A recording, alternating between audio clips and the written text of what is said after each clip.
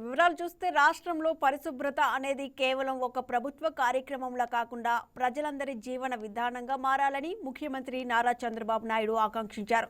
చిత్తూరు జిల్లా నగరిలో జరిగిన స్వర్ణాంధ్ర స్వచ్ఛాంధ్ర కార్యక్రమంలో ముఖ్యమంత్రి పాల్గొన్నారు. ప్రతి నెల 3వ శనివారం ఒక ప్రత్యేక థీమ్తో స్వచ్ఛాంధ్ర కార్యక్రమాన్ని ఉద్యమంలా ముందుకు తీసుకెళ్తున్నామని, ప్రజల సమస్యల పరిష్కారం కోసం పేదల సేవలో వంటి వినూత్న కార్యక్రమాలను అమలు చేస్తున్నామని సీఎం వివరించారు. రాష్ట్ర వ్యాప్తంగా స్వచ్ఛత కోసం 573 కోట్ల వ్యయంతో పలు అభివృద్ధి పనులకు ముఖ్యమంత్రి శ్రీకారం చుట్టారు.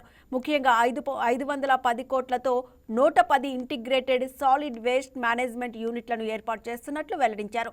నేరస్తులు రాజకీయాలు చేస్తే ఏమవుతుందో గత 5 ఏళ్లు చూశామని, మంచి చెడుకు వ్యత్యాసం ఏంటో ప్రజలు తెలుసుకోవాలని సీఎం చంద్రబాబు సూచించారు.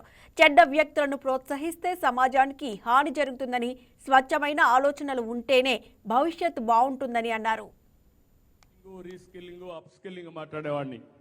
ఇప్పుడు నేను మాట్లాడేది థింకింగ్, రీథింకింగ్, రైట్ థింకింగ్. సమాజంలో ఒకటే ఉంటుంది, మంచి తాత్కాలికమైన ప్రయోజనాల కోసం కులము, మతము, ప్రాంతం, బంధువులని తప్పును గాని మీరు ప్రోత్సహిస్తే, చెడు వ్యక్తులను మీరు ప్రోత్సహిస్తే అది సమాజానికి చాలా డేంజర్గా తయారవుతుంది. చాలా మంది అనుకుంటారు నేను మాట్లాడితే ఎందుకు ఈయన మాట్లాడుతున్నాడని. నేను చెప్పకపోతే, మీలో చైతన్యం రాకపోతే ఈరోజు ప్రపంచంలో కొన్ని దేశాలు ఎట్లయితే నష్టపోయాయో మొన్నే మనం 5 ఏళ్లు చూసాం.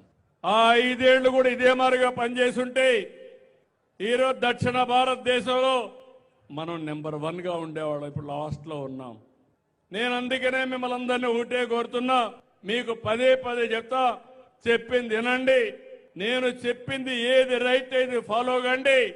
ఈ రాష్ట్రాన్ని బాగు చేసే బాధ్యత నాది, దాన్ని అమలు చేసే బాధ్యత మీ అందరిదని పిలిపిస్తున్నా. కూటమి ప్రభుత్వం అధికారంలోకి వచ్చిన తర్వాత సూపర్ 6 పథకాలను సూపర్ హిట్ చేసి చూపిస్తోందని చంద్రబాబు ధీమా వ్యక్తం చేశారు. గత వైసీపీ ప్రభుత్వం రాయలసీమ ప్రాజెక్టులకు ₹1 కూడా ఖర్చు పెట్టలేదని చంద్రబాబు ఆగ్రహం వ్యక్తం చేశారు. రాయలసీమను రాళ్లసీమగా మార్చేశారని మండిపడ్డారు. పెన్షన్లు, తల్లికి వందనం సహా అన్ని పథకాలు అమలు చేస్తున్నామన్నారు చంద్రబాబు. 5 ఏళ్లలో ఏపీని నెంబర్ 1 రాష్ట్రంగా అభివృద్ధి చేస్తామన్న ఆయన వచ్చే ఎన్నిక నాటికి నగరికి కృష్ణా జలాలు అందిస్తామని హామీ ఇచ్చారు.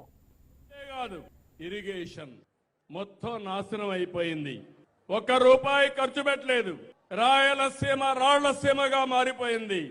ఇంకో పక్క నేను ఆ రోజు ఇరిగేషన్ ప్రాజెక్టుల పైన అన్ని జిల్లాలకు వెళ్లి ప్రజా చైతన్యం కోసం కృషి చేశాను.